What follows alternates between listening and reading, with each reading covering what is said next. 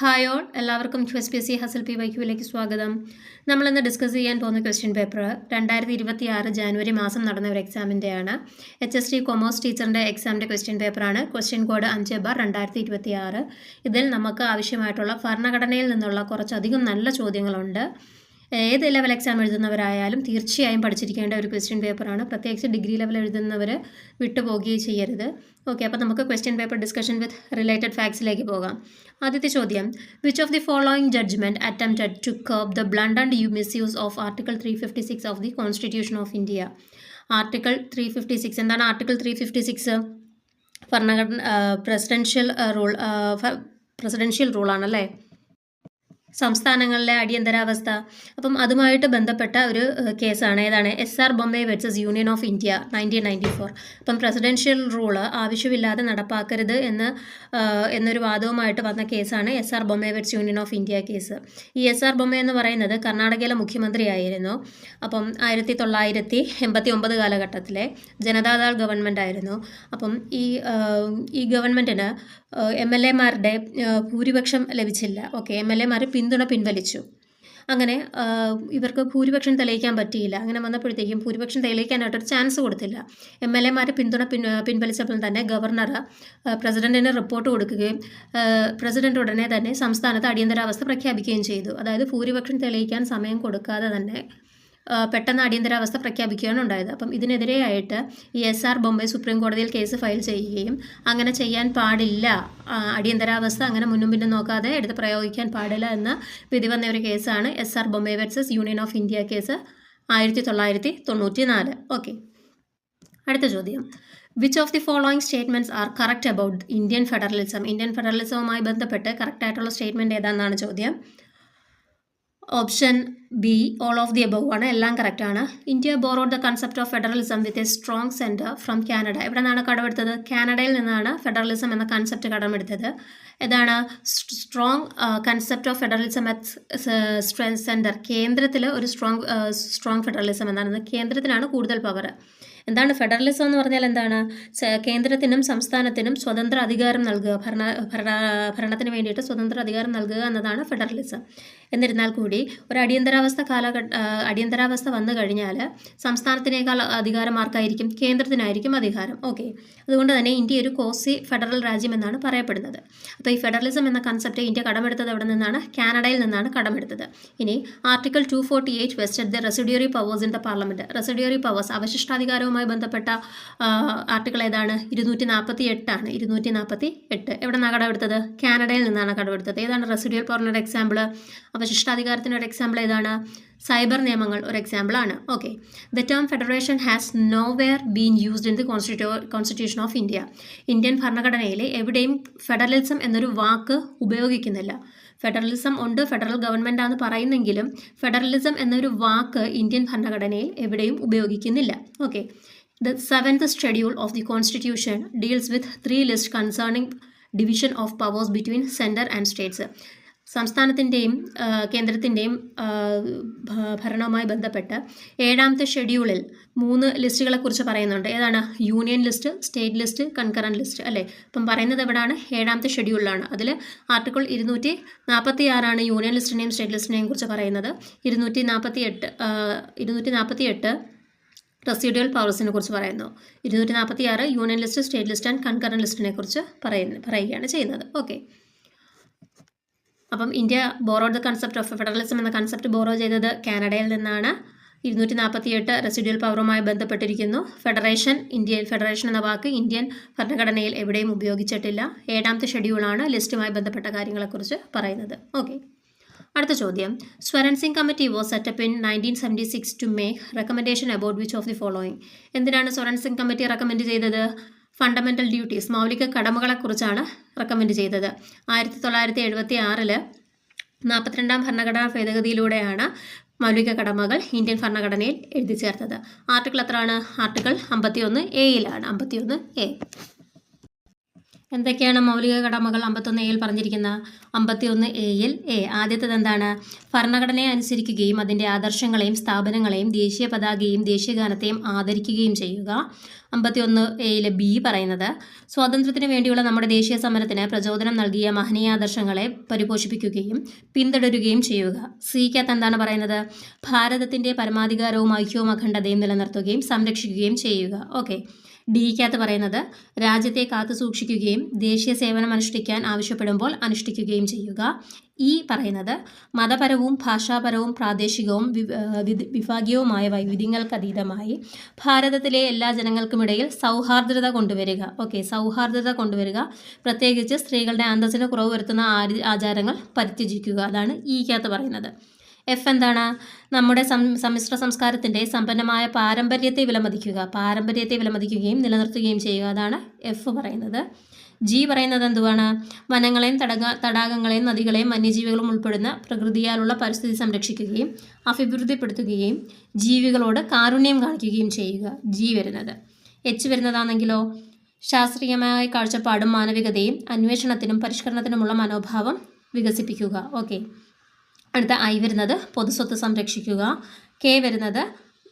J വരുന്നത് എല്ലാ മണ്ഡലങ്ങളിലും മികവ് കാട്ടുക. ഓക്കെ, എല്ലാ മണ്ഡലങ്ങളിലും മികവ് കാട്ടുക. കെ വരുന്നത് 6-നും 14-നും ഇടയ്ക്ക് പ്രായമുള്ള കുട്ടികൾക്ക് വിദ്യാഭ്യാസത്തിനുള്ള സാഹചര്യം ഒരുക്കുക. ഇത്രയുമാണ് മൗലിക കടമകളിനകത്ത് വരുന്നത്.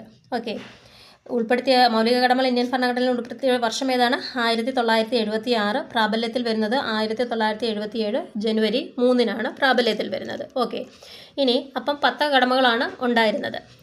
ഈ 11ാമത്തെ കടമ എന്നാണ് വരുന്നത്? 2002 86-ാം ഭരണഘടനാ ഭേദഗതിയിലൂടെയാണ് 11ാമത്തെ കടമ കൂട്ടിച്ചേർക്കുന്നത്. ഓക്കെ, 6 മുതൽ 14 വയസ്സ് വരെയുള്ള കുട്ടികൾക്ക് വിദ്യാഭ്യാസത്തിനുള്ള സാഹചര്യം ഒരുക്കേണ്ടത് രക്ഷിതാക്കളുടെ മൗലിക കടമയാക്കിയത്. ഓക്കെ, അടുത്ത ചോദ്യം. A judicial writ issued as a command to an inferior court or ordering a person to perform a public or statutory duty is called. ഏതാണ്? മാൻഡമസ് ആണ്. മാൻഡമസ് എന്താണ്? ഒരു കോർട്ട് ഓർഡർ ചെയ്യുവാണ്. എന്താണ്? തൻ്റെ ജോലി പെർഫോം ചെയ്യാനായിട്ട് ഓർഡർ ചെയ്യുന്നതിനെയാണ് എന്തെന്ന് പറയുന്നത്? Writ of mandamus. മാൻഡമസ് എന്ന് പറയുന്നത് എന്താണ്? മാൻഡമസ് എന്ന് പറഞ്ഞാൽ ലെറ്റ് ടു കമാൻഡ് ആണ്. ലെറ്റ് ടു കമാൻഡ്, ജോലി ചെയ്യാനായിട്ട് ഉത്തരവിടുക. ഓക്കെ, എത്ര തരം റിട്ടുകളാണുള്ളത്? 5 തരം റിട്ടുകളാണുള്ളത് അല്ലേ? ഏതൊക്കെയാണ്? Habeas corpus, certiorari, mandamus, prohibition, quo warranto. Written ആശയം നമ്മൾ കടമെടുത്തത് എവിടെ നിന്നാണ്? ബ്രിട്ടനിൽ നിന്നാണ് റിട്ടൺ ആശയം കടമെടുത്തത്. സുപ്രീം കോടതിയുടെ റിട്ടധികാരങ്ങൾ പറയുന്നത് ആർട്ടിക്കിൾ 32-ലും ഹൈക്കോടതിയുടെ റിട്ടധികാരങ്ങൾ പറയുന്നത് ആർട്ടിക്കിൾ 226-ലുമാണ്. ഓക്കെ, അടുത്ത ചോദ്യം. Which of the following are the special powers of Rajya Sabha? ഏതാണ്? ആദ്യത്തെ 2 എണ്ണമാണ്. Rajya Sabha can authorise the parliament to make a law on a subject enumerated in the state list. State ലിസ്റ്റിൽ പറഞ്ഞിരിക്കുന്ന കാര്യങ്ങളെക്കുറിച്ച് ഒരു നിയമമുണ്ടാക്കാൻ പാർലമെൻറ്റിന് അനുവാദം കൊടുക്കാം. ആർക്ക്? രാജ്യസഭയ്ക്ക് അനുവാദം കൊടുക്കാം. ഓക്കെ, അടുത്തത്. It can authorise the parliament to establish new all India services that are shared by the central and state. പുതിയൊരു അഖിലേന്ത്യാ സർവീസ് രൂപീകരിക്കാൻ പാർലമെൻറ്റിന് അധികാരം കൊടുക്കാം. ഓക്കെ, അത് രണ്ടുമാണ് രാജ്യസഭയുടെ സ്പെഷ്യൽ പവേഴ്സിനകത്ത് വരുന്നത്. ബാക്കി 2 സ്പെഷ്യൽ പവേഴ്സിൽ വരത്തില്ല. ഓക്കെ, ബാക്കി 2 ആരുടെയാണ്? The power to enlarge the function of the jurisdiction of supreme court of India with respect to any matter included in the union list. Union ലിസ്റ്റിൽ പറഞ്ഞിരിക്കുന്ന എന്തെങ്കിലും കാര്യങ്ങളിൽ സുപ്രീം കോടതിക്ക് അധികാരം കൊടുക്കുന്നത് ആരുടെ പവറാണ്? അത് പാർലമെൻറ്റിൻ്റെ പവറാണ്, രാജ്യസഭയുടെ സ്പെഷ്യൽ പവർ അല്ല. Okay, the power to enlarge the function of the jurisdiction of supreme court. Supreme കോടതിയുടെ അധികാര പരിധി വർദ്ധിപ്പിക്കുക. With respect to any matter included in the union list. Union ലിസ്റ്റിൽ പറഞ്ഞിരിക്കുന്ന കാര്യങ്ങളിൽ സുപ്രീം കോടതിയുടെ അധികാര പരിധി വർദ്ധിപ്പിക്കുക എന്ന് പറയുന്നത് ആർട്ടിക്കിൾ 138(1) പറയുന്നതാണ്. അത് പാർലമെൻറ്റിൻ്റെ ഫംഗ്ഷനാണ്. ഓക്കെ, അല്ലാതെ രാജ്യസഭയുടെ സ്പെഷ്യൽ ഫംഗ്ഷൻ അല്ല. അതുപോലെ introduction and passage of constituent amendment bill. Constitution amendment bill introduce ചെയ്യുകയും പാസ് ചെയ്യുകയും ചെയ്തതെന്നുള്ളത് രാജ്യസഭയുടെയും ലോകസഭയുടെയും ഒത്തൊരുമിച്ചുള്ള ഒരു നടപടിയാണ്. ഓക്കെ, ഏത് സഭയിൽ വേണമെങ്കിലും അമെൻമെൻറ്റ് ബില്ല് പ്രസൻറ്റ് ചെയ്യാം, ഏതറിൻ രാജ്യസഭ ഓർ ലോക്സഭ. പക്ഷേ ഇത് പാസ്സാക്കേണ്ടത് സ്പെഷ്യൽ മെജോറിറ്റിയോടുകൂടി രാജ്യസഭയും ലോകസഭയും പാസ്സാക്കണം. അത് രാജ്യസഭയുടെ പ്രത്യേക അധികാരം അല്ല. ഓക്കെ, രാജ്യസഭയുടെ പ്രത്യേക അധികാരത്തിൽ വരുന്ന എന്താണ്? സ്റ്റേറ്റ് ലിസ്റ്റിൽപ്പെട്ട കാര്യങ്ങളിൽ നിയമം നിർമ്മിക്കാൻ രാജ്യസഭയ്ക്ക് അധികാരമുണ്ട്. അതുപോലെ തന്നെ ആർട്ടിക്കിൾ 312 ഓൾ ഇന്ത്യ സർവീസസ്, അഖിലേന്ത്യാ സർവീസുകൾ രൂപീകരിക്കാനും രാജ്യസഭയ്ക്ക് അധികാരമുണ്ട്. പാർലമെൻറ്റിനെ പാർലമെൻറ്റിനോട് പറയാം. ഇത് രണ്ടും രാജ്യസഭയുടെ സ്പെഷ്യൽ പവറാണ്. ബാക്കി രണ്ടും രാജ്യസഭയുടെ സ്പെഷ്യൽ പവർ അല്ല. ഓക്കെ, അടുത്ത ചോദ്യം. In which year was the national food securities mission a centrally sponsored scheme launched? എന്നാണ് national food security mission launch ചെയ്തത്? 2007 2007. അടുത്ത ചോദ്യം. Which of the following was proposed to be removed by the RTA amendment bill 2013 from the ambit of the definition of public authorities and hence from the purview of the RTA Act? എന്ന് പറഞ്ഞാൽ വിവരാവകാശ നിയമമില്ലേ, വിവരാവകാശ നിയമം amendment bill 2013 പ്രകാരം. Okay, അപ്പം അതും കൂടെ ഒന്ന് നോട്ട് ചെയ്ത് വെച്ചേക്കണം. വിവരാവകാശം അമെൻമെൻറ്റ് ചെയ്ത വർഷം ഏതാണ്? 2013. ഓക്കെ, പ്രസൻറ്റ് ചെയ്തത്. അപ്പം വിവരാവകാശ നിയമം 2013 അമെൻമെൻറ്റ് പ്രകാരം പബ്ലിക് അതോറിറ്റിയുടെ ഇതിൽ നിന്ന് പബ്ലിക് അതോറിറ്റി എന്ന ഇതിൽ നിന്ന് പൊളിറ്റിക്കൽ പാർട്ടീസിനെയാണ് റിമൂവ് ചെയ്തത്. ഓക്കെ, പൊളിറ്റിക്കൽ പാർട്ടീസിനെ റിമൂവ് ചെയ്തതായിട്ടാണ് ബില്ല് പ്രമേയം അവതരിപ്പിച്ചത്. ഓക്കെ, അപ്പം പ്രൊപ്പോസ് ടു ബി റിമൂവ് ചെയ്യാൻ വേണ്ടിയിട്ട് പ്രൊപ്പോസ് ചെയ്തതാണെന്നാണ് ചോദിക്കുന്നത്. Okay, propose to be removed, അതായത് റിമൂവ് ചെയ്തിട്ടില്ല, പ്രൊപ്പോസ് ചെയ്തു റിമൂവ് ചെയ്യണം എന്ന് പ്രൊപ്പോസ് ചെയ്തത് ഏതിനെയാണെന്നാണ് ചോദിച്ചിരിക്കുന്നത്. അത് പൊളിറ്റിക്കൽ പാർട്ടിയാണ് പ്രൊപ്പോസ് ചെയ്തത്. പക്ഷേ ആ ബില്ല് പാസ്സായില്ല, അതുകൊണ്ട് തന്നെ അങ്ങനെ ഒരു നിയമം വന്നില്ല. RTA അമെൻമെൻറ്റ് ബില്ല് 2013 അങ്ങനെ ഒരു പ്രൊപ്പോസൽ ഉണ്ടായിരുന്നു. പൊളിറ്റിക്കൽ പാർട്ടിയെ പബ്ലിക് അതോറിറ്റിയിൽ നിന്നും ഒഴിവാക്കണം എന്നൊരു പ്രൊപ്പോസൽ വന്നിരുന്നു. ഓക്കെ, ബില്ല് പാസ്സായിട്ടില്ല. അപ്പം പ്രൊപ്പോസ് ചെയ്തത് ആരെയാണ്? പൊളിറ്റിക്കൽ പാർട്ടിയാണ്. അപ്പം political party was propose to be removed, remove ചെയ്യണം എന്ന് പ്രൊപ്പോസ് ചെയ്തത് was to be removed by the RTA amendment bill 2013 from the ambit of the definition of public authority and hence from the purview of the RTA act. Okay, അടുത്ത ചോദ്യം. The employment guarantee scheme a rural work programme was first started in the which of the following state? എവിടെയാണ് employment guarantee scheme ആദ്യമായി നടപ്പിലാക്കിയത്? മഹാരാഷ്ട്രയിലാണ്. Okay, മഹാരാഷ്ട്രയിൽ 1977 employment guarantee scheme നടപ്പിലാക്കിയത്. Okay, പിന്നീട് ദേശീയ തലത്തിൽ അതിനെ നടപ്പിലാക്കുകയും അതാണ് 2005 NREGA national rural employment guarantee scheme എന്ന് പറഞ്ഞു വന്നത്. പിന്നീട് 2009 MGRNEGE Mahatma Gandhi national rural employment guarantee scheme എന്ന് പറഞ്ഞ് വന്നത്. ഓക്കെ, അടുത്ത ചോദ്യം. Which of the following is considered to be the only specific piece of child abuse legislation in India before the POCSO act of 2012? Okay, 2012 POCSO നിയമം വരുന്നതിന് മുമ്പായിട്ട് child abuse legislation act ഏതായിരുന്നു ഇന്ത്യയിൽ ഉണ്ടായിരുന്നത്? ഓപ്ഷൻ എ ആണ് Goa children's act 2003. അത്ര നമ്മൾ കണ്ടിട്ടില്ലാത്തൊരു ക്വസ്റ്റ്യനാണ്, അത് നിങ്ങൾ നോട്ട് ചെയ്ത് വെച്ച് തന്നെ പഠിക്കുക. ഓക്കെ, ഗോവ ചിൽഡ്രൻസ് ആക്ട് ആണ് പോക്സോ വരുന്നതിന് മുമ്പായിട്ട് ഒരു ചൈൽഡ് അബ്യൂസ് ലെജിസ്ലേഷൻ ആക്ടായിട്ട് ഇന്ത്യയിൽ ഉണ്ടായിരുന്നത്. ഗോവ ചിൽഡ്രൻസ് ആക്ട് ഓഫ് 2003 ആണ്. ഓക്കെ, അടുത്ത ചോദ്യം.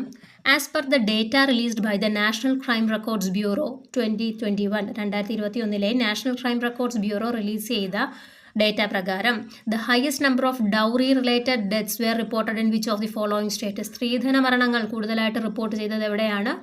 ഓപ്ഷൻ ഡി ഉത്തർപ്രദേശിലാണ്. ഉത്തർപ്രദേശിൽ. ഓക്കെ, അപ്പം 2021 കണക്ക് പ്രകാരമാണ്.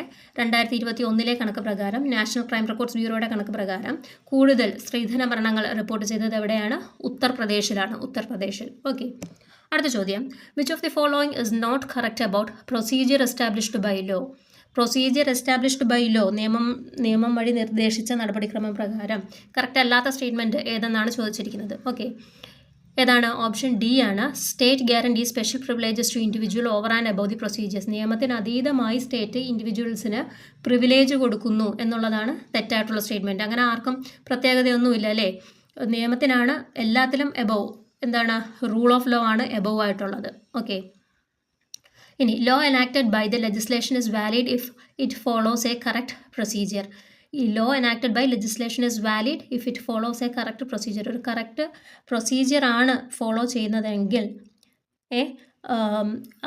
ലോ ലെജിസ്ലേഷൻ എനാക്ട് ചെയ്ത ലോ വാലിഡ് ആണ്. ഓക്കെ, അത് നിയമം എന്താണ്? വാലിഡ് ആയിരിക്കും കറക്റ്റ് പ്രൊസീജിയറിലാണ് ഫോളോ ചെയ്ത് വരുന്നതെങ്കിൽ. അടുത്തത്, a person can be deprived of his life according to the procedure established. ഒരു നിയമം ഉണ്ടെങ്കിൽ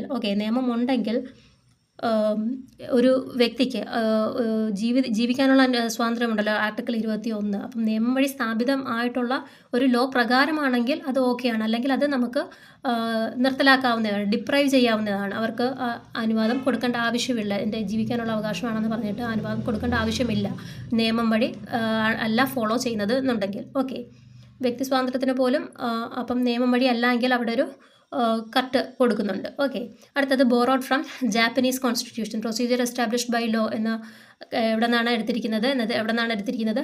ജാപ്പനീസ് കോൺസ്റ്റിറ്റ്യൂഷനിൽ നിന്നാണ് എടുത്തിരിക്കുന്നത്. ഓക്കെ, അടുത്ത ചോദ്യം, supreme court of India is, supreme കോടതിയെക്കുറിച്ച് ചോദിച്ചിരിക്കുകയാണ്.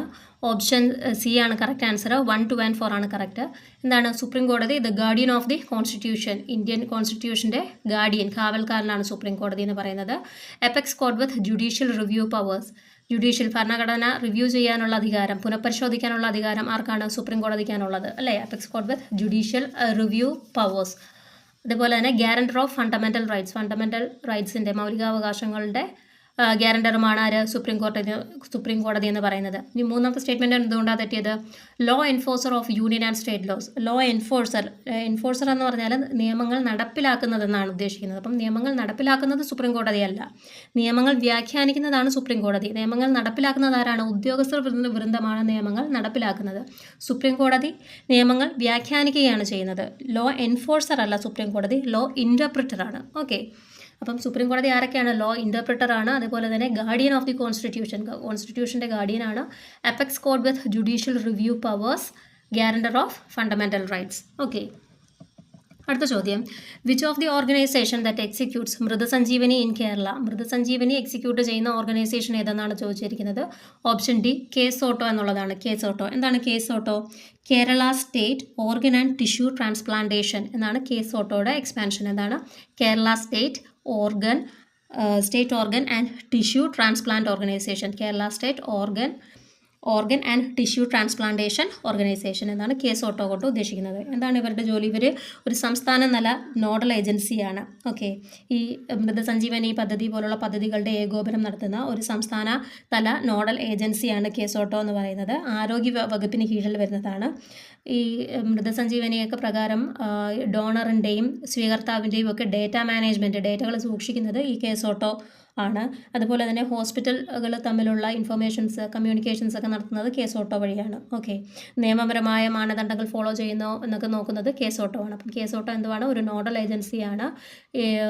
ഓർഗൻ ട്രാൻസ്പ്ലാന്റേഷനുമായി ബന്ധപ്പെട്ട ഡേറ്റ മാനേജ്മെൻറ്റുകളെല്ലാം നടത്തുന്ന ഒരു നോഡൽ ഏജൻസിയാണ് KSOTTO, Kerala state organ and tissue transplant organisation. Okay, അടുത്ത ചോദ്യം, which of the following does not come under the basic structure of constitution, കോൺസ്റ്റിറ്റ്യൂഷൻ്റെ ബേസിക് സ്ട്രക്ചറിൽ വരാത്തത് ഏതാണ് അടിസ്ഥാന ഘടനയിൽ വരാത്തത്? സി, പഞ്ചായത്ത് രാജാണ് അടിസ്ഥാന ഘടനയിൽ വരാത്തത്. പഞ്ചായത്ത് രാജ് ഡീസെൻട്രലൈസേഷനുമായി ബന്ധപ്പെട്ട് വരുന്നതാണെങ്കിലും അടിസ്ഥാന ഘടനയ്ക്കകത്ത് വരുന്നില്ല. ഓക്കെ, അടിസ്ഥാന ഘടനയ്ക്കകത്ത് വരുന്ന ബാക്കിയുള്ള കാര്യങ്ങൾ എന്തൊക്കെയാണ്? സുപ്രീമസി ഓഫ് ദി കോൺസ്റ്റിറ്റ്യൂഷൻ, എന്താണ്? ഭരണഘടനയുടെ പരമാധികാരം അടിസ്ഥാന ഘടനയാണ്. റൂൾ ഓഫ് ലോ, ഓക്കെ, നിയമത്തിൻ്റെ ആധിപത്യം, റൂൾ ഓഫ് ലോ ഭരണഘടനയുടെ അടിസ്ഥാന ഘടകമാണ്. അതേ കണക്ക് ഫെഡറൽ ക്യാരക്ടർ, സെൻട്രലിനും സ്റ്റേറ്റിനും ഇമ്പോർട്ടൻസ് കൊടുക്കുന്ന ഫെഡറൽ ക്യാരക്ടർ എന്താണ്? ബേസിക് സ്ട്രക്ചറാണ്. അതുപോലെ തന്നെ ജുഡീഷ്യൽ റിവ്യൂ ബേസിക് സ്ട്രക്ചറാണ്. ഓക്കെ, അപ്പം വരാത്തത് ഏതാണ്? പഞ്ചായത്ത് രാജ് മാത്രമേ ഉള്ളൂ വരാത്തത്. അടുത്ത ചോദ്യം, the national human rights commission is responsible to, എന്തിനൊക്കെയാണ് ദേശീയ മനുഷ്യാവകാശ കമ്മീഷൻ റെസ്പോൺസിബിൾ ആയിട്ടുള്ളത്? Study international treaties and recommend implementation measures, international treaties അന്താരാഷ്ട്ര കരാറുകൾ പരിശോധിക്കുക, അതിനുള്ള അങ്ങനെയുള്ള റെക്കമെൻഡേഷൻസ് കൊണ്ടുവരിക മനുഷ്യാവകാശ സംഘടനയുടെ ഒരു ഒരു റെസ്പോൺസിബിലിറ്റിയാണ്. അതുപോലെ തന്നെ ഇനീഷ്യേറ്റ് സുവോമോട്ടോ കേസസ്, എന്താണ് സുവോമോട്ടോ കേസ് എന്ന് പറഞ്ഞാൽ? സ്വമേധയാ കേസ് ഏറ്റെടുത്ത് നടത്താം മനുഷ്യാവകാശ കമ്മീഷൻ. ഒരാൾ കേസ് കൊണ്ടുപോയി കൊടുക്കണം എന്നില്ല, അവർക്ക് തന്നെ മനുഷ്യാവകാശ കമ്മീഷന് തന്നെ സ്വമേധയാ കേസെടുത്ത് നടത്താവുന്നതാണ്. ഓക്കെ, ഇനി ബാക്കി രണ്ടും തെറ്റാണ്. Intervene in human violation cases and punish offenders, അതിനകത്ത് എന്താ തെറ്റ്? പണിഷ് ചെയ്യാനുള്ള അധികാരമില്ല. കേസ് എടുക്കാം, അതിനെക്കുറിച്ച് കോടതിക്ക് റെക്കമെൻഡേഷൻസ് കൊടുക്കാം, ഇങ്ങനെ നടക്കുന്നുണ്ടെന്ന് റെക്കമെൻഡേഷൻസ് കൊടുക്കും, അല്ലാതെ പണിഷ് ചെയ്യാനുള്ള അധികാരം ഇല്ല. Administer and supervise presents, administer ചെയ്യാനുള്ള അധികാരമൊന്നുമില്ല. എന്തെങ്കിലും ജയിലുകളിൽ പോയി അഡ്മിനിസ്റ്റർ ചെയ്യാനുള്ള അധികാരമുണ്ടോ? ഇല്ല. അവിടെ പോയി മനുഷ്യാവകാശ ലംഘനം നടക്കുന്നുണ്ടോ എന്ന് പരിശോധിക്കാനുള്ള അധികാരമുണ്ട്, അല്ലാതെ അതിനെ അഡ്മിനിസ്റ്റർ ചെയ്യാനോ സൂപ്പർവൈസ് ചെയ്യാനുള്ള അധികാരം മനുഷ്യാവകാശ കമ്മീഷന് ഇല്ല. ഓക്കെ, അടുത്ത ചോദ്യം, which of the following are the powers of Rajya Sabha, രാജ്യസഭയുടെ പവറുകളായിട്ട് വരുന്നത് ഏതൊക്കെയാണ്? Approving emergencies issued by president issue ചെയ്ത എമർജൻസി അടിയന്തരാവസ്ഥ കാര്യങ്ങളൊക്കെ അപ്രൂവ് ചെയ്യുക. അതുപോലെ തന്നെ ക്രിട്ടിസൈസ് പോളിസീസ് ഓഫ് ഗവൺമെൻറ്റിൻ്റെ പോളിസീസ് ക്രിറ്റിസൈസ് ചെയ്യുക എന്നുള്ളത് രണ്ടും രാജ്യസഭയുടെ അധികാരങ്ങളിൽ വരുന്നതാണ്. ഈ മണി ബിൽ റിജക്റ്റ് ചെയ്യുക അത് വരുമോ? ഇല്ല. മണി ബില്ല് റിജക്റ്റ് ചെയ്യാനൊന്നും രാജ്യസഭയ്ക്ക് അധികാരമില്ല. മണി ബില്ല് പരിശോധിക്കാം, അതിനെന്തെങ്കിലും ശുപാർശകളുണ്ടെങ്കിൽ അത് റെക്കമെൻഡ് ചെയ്യാം. ഓക്കെ, അതും 14 ദിവസത്തിനകം അത് റെക്കമെൻഡേഷൻ എല്ലാം പ്രസൻറ്റ് ചെയ്തിരിക്കണം, അല്ലെങ്കിൽ ബില്ല് പാസ്സായിട്ട് തന്നെയാണ് അംഗീകരിക്കുന്നത്. മണി ബില്ലുമായിട്ട് ബന്ധപ്പെട്ട അധികാരം ആർക്കാണുള്ളത്? ലോക്സഭയ്ക്കാണുള്ളത്. ഓക്കെ, രാജ്യസഭ പാസ്സാക്കിയാലും ഇല്ലെങ്കിലും അത് പാസ്സായിട്ടായതായിട്ടേ ലോക്സഭ കൺസിഡർ ചെയ്യത്തുള്ളൂ. മണി ബില്ലുമായിട്ട് ബന്ധപ്പെട്ട രാജ്യസഭയ്ക്ക് പ്രത്യേക അധികാരമൊന്നും ഇല്ല. ഇനി vote on the demand for grand in aid. Okay, grand in aid ആയിട്ട് ബന്ധപ്പെട്ട എന്തെങ്കിലും അധികാരമുണ്ടോ? ഇല്ല. ഗ്രാൻഡ് ഇൻ എയ്ഡുമായിട്ട് ബന്ധപ്പെട്ട് ഒരു അധികാരമില്ല. എന്താണ് ഗ്രാൻഡ് ഇൻ എയ്ഡ്? കേന്ദ്രം സംസ്ഥാനങ്ങൾക്കും അല്ലെങ്കിൽ മറ്റുള്ള സ്ഥാപനങ്ങൾക്കും പ്രൊവൈഡ് ചെയ്യുന്ന സഹായങ്ങളാണ് ഗ്രാൻഡ് ഇൻ എയ്ഡ് എന്ന് പറയുന്നത്. ലോണൊന്നുമല്ല, സഹായങ്ങളാണ് ഗ്രാൻഡ് ഇൻ എയ്ഡ് എന്ന് പറയുന്നത്. അതുമായിട്ട് ബന്ധപ്പെട്ടും രാജ്യസഭയ്ക്ക് പ്രത്യേക പവറൊന്നും ഇല്ല. ഓക്കെ, അടുത്ത ചോദ്യം, which part of the constitution specifies division of power between central and state? നേരത്തെ പറഞ്ഞ ക്വസ്റ്റ്യൻ ആണ് അല്ലേ. 7th schedule, union list, state list, concurrent list വരുന്നത് ഏതാണ്? 7th ഷെഡ്യൂളിനകത്താണ് വരുന്നത്. ആർട്ടിക്കിൾ 246 ലിസ്റ്റുകളും 248 അവശിഷ്ടാധികാരം റെസിഡ്യൂറി പവേഴ്സും വരും. അടുത്ത ചോദ്യം, who can adjourn Lok Sabha or suspend the meeting in the absence of a quorum? Quorum തികഞ്ഞില്ലെങ്കിൽ ആർക്കാണ് ലോക്സഭ മീറ്റിംഗ് സസ്പെൻഡ് ചെയ്യാനുള്ള അധികാരം? ആർക്കാണുള്ളത്? നിർത്തിവെക്കാനോ സസ്പെൻഡ് ചെയ്യാനുള്ള അധികാരം ആർക്കാണ്? ലോക്സഭാ സ്പീക്കറിനാണുള്ളത്. ഓക്കെ, ലോക്സഭാ സ്പീക്കറിനാണ് ലോക്സഭ നിർത്തിവെക്കാനോ അല്ലെങ്കിൽ പിരിച്ചുവിടാനോ സസ്പെൻഡ് ചെയ്യാനോ മാറ്റിവെക്കാനുള്ള അധികാരമുള്ളത് ലോക്സഭാ സ്പീക്കർക്കാണ്. ഓക്കെ, അടുത്ത ചോദ്യം, separation of power between executive and judiciary is instructed by the Indian constitution. എക്സിക്യൂട്ടീവിൻ്റെയും ജുഡീഷ്യറിയുടെയും അധികാരം വേർതിരിച്ചത് ഏത് ആർട്ടിക്കിൾ പ്രകാരമാണ്? ആർട്ടിക്കിൾ 50 പ്രകാരമാണ്. ആർട്ടിക്കിൾ 50 പ്രകാരം DPSPയിലെ ആർട്ടിക്കിൾ 50 പ്രകാരമാണ് എക്സിക്യൂട്ടീവിൻ്റെയും ജുഡീഷ്യറിയുടെയും അധികാരം സെപ്പറേറ്റ് ആക്കിയത്. രണ്ടുപേർക്കും സ്വതന്ത്രമായ അധികാരങ്ങളുണ്ട്. ഓക്കെ, അടുത്ത ചോദ്യം, which of the following is related to article 61? Article 61മായിട്ട് ബന്ധപ്പെട്ടത് ഏതാണ്? Impeachment of president of parliament. Okay, പ്രസിഡന്റിൻ്റെ ഇംപീച്ച്മെൻറ്റുമായിട്ട് ബന്ധപ്പെട്ടതാണ് ആർട്ടിക്കിൾ 61. 60 ഏതാണ്? പ്രസിഡന്റിൻ്റെ സത്യപ്രതിജ്ഞയാണ് ആർട്ടിക്കിൾ 60 വരുന്നത്. 61 ഇംപീച്ച്മെൻ്റ് ആണ് വരുന്നത്. ഓക്കെ, അപ്പം പ്രസിഡന്റുമായിട്ട് ബന്ധപ്പെട്ട ആർട്ടിക്കിളുകളും ഒന്ന് നോക്കി വെച്ചേക്കുക, ഇമ്പോർട്ടൻ്റ് ആണ്. ഓക്കെ, അപ്പം ഇത്രയുമാണ് നമുക്ക് ആവശ്യമുള്ള ക്വസ്റ്റ്യൻസ് ആയിട്ടുള്ളത്. അപ്പം നിങ്ങൾക്ക് ക്വസ്റ്റ്യൻ പേപ്പർ ഡിസ്കഷൻ ഹെൽപ്ഫുൾ ആയെന്ന് വിചാരിക്കുന്നു. ഇഷ്ടമായെങ്കിൽ തീർച്ചയായും വീഡിയോയ്ക്ക് ലൈക്ക് ചെയ്ത് ചാനലൊന്ന് സബ്സ്ക്രൈബ് ചെയ്ത് വെക്കുക. കൂടുതൽ വീഡിയോസ് ഇനിയും അപ്ലോഡ് ചെയ്യുന്നതായിരിക്കും. ഈ ക്വസ്റ്റ്യൻ പേപ്പറൊക്കെ നമ്മൾ പൊതുവേ അങ്ങനെ കാണാതെ പോകുന്ന ക്വസ്റ്റ്യൻ പേപ്പേഴ്സാണ്. ഇങ്ങനെ സ്പെഷ്യൽ എക്സാംസിൻ്റെയൊക്കെ ക്വസ്റ്റ്യൻ പേപ്പർ നമ്മൾ കൂടുതലായിട്ടും നോക്കാറില്ല അല്ലേ. അപ്പം ഇത്തരത്തിലുള്ള ക്വസ്റ്റ്യൻസ് എല്ലാം നമ്മുടെ ചാനലിലൂടെ ഡിസ്കസ് ചെയ്യുന്നുണ്ട്. തീർച്ചയായും നിങ്ങൾ ബാക്കിയുള്ള വീഡിയോസും കൂടെയൊക്കെ ഒന്ന് കയറി കണ്ടു നോക്കണം, ഉപകാരപ്പെടും, സമയനഷ്ടമാവില്ല. പ്ലേലിസ്റ്റ് ഞാനിവിടെ കൊടുത്തിരിക്കാം. ഓക്കെ, അതുപോലെ തന്നെ നമ്മുടെ ചാനലിൽ SCRT ക്ലാസ്സസും പ്രൊവൈഡ് ചെയ്യുന്നുണ്ട്. 5th സ്റ്റാൻഡേർഡ് ഇപ്പം ബേസിക് സയൻസ് കംപ്ലീറ്റ് ആയി, സോഷ്യൽ സയൻസ് ഏറെക്കുറെ തീരാറായി. ഓക്കെ, അപ്പം അതുമൊക്കെ ഒന്ന് കണ്ടു നോക്കുക, തീർച്ചയായും നിങ്ങൾക്ക് ഉപകാരപ്പെടും. ഓക്കെ, അപ്പം പുതിയൊരു വീഡിയോ ആയിട്ട് നാളെ വീണ്ടും കാണാം. Thank you all.